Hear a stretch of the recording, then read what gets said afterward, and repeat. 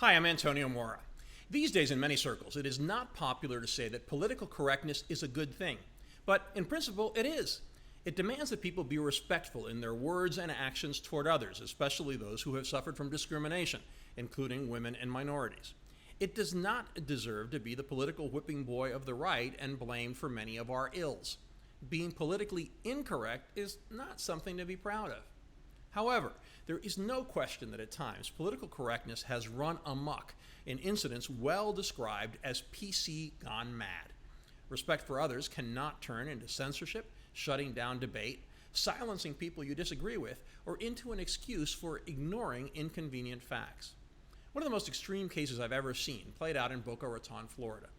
The principal of a large public high school was removed from his position after he responded to a parent by saying, "Not everybody believes the Holocaust happened, and that I can't say the Holocaust is a factual historical event because I am not in a position to do so as a school district employee who needs to stay politically neutral." Have we really gotten to this point? That political correctness demands respecting the rights of Holocaust deniers? So much so that our schools are not comfortable teaching kids about one of the world's most horrible atrocities that must never be forgotten? That's exactly the position this principal took.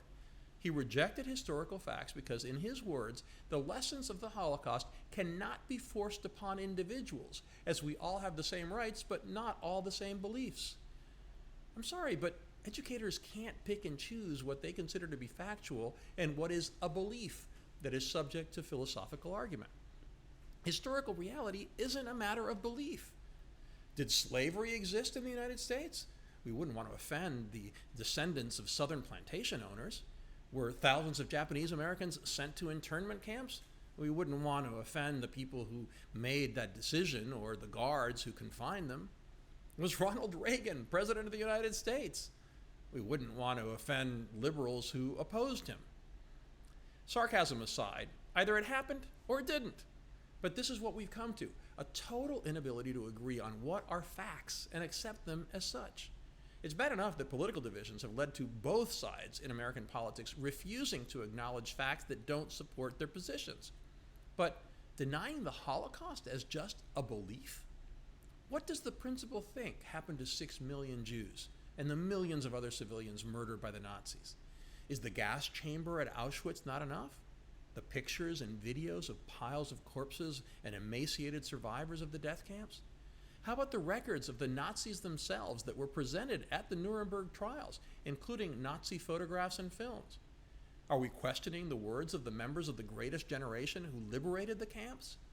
Are the Holocaust Museum in Washington and Yad Vashem in Jerusalem major institutions perpetuated or dedicated to perpetuating a hoax? Facts matter. It is a horrible stain on the world that many shut their ears to the cries for help emanating from Germany that began in the 1930s, refusing to accept that Hitler was committing mass murder. It is a special outrage that this Holocaust denial would happen in South Florida, which may have the greatest concentration of Holocaust survivors anywhere in the world. It's almost certain that within a couple of miles of the Boca school, you could still find a concentration camp survivor who was branded like an animal by the Nazis and who could bear witness to the genocide. The problem goes beyond political correctness and the inability to recognize a fact for what it is. We are also failing our kids by not teaching them history. A 2018 survey by a Jewish organization, the Claims Conference, found that Americans know little about the Holocaust. 31% of Americans and 41% of millennials believe that only 2 million or fewer Jews were killed.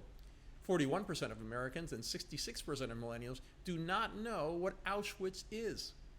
Is there any wonder anti-Semitism is on the rise in the U.S.?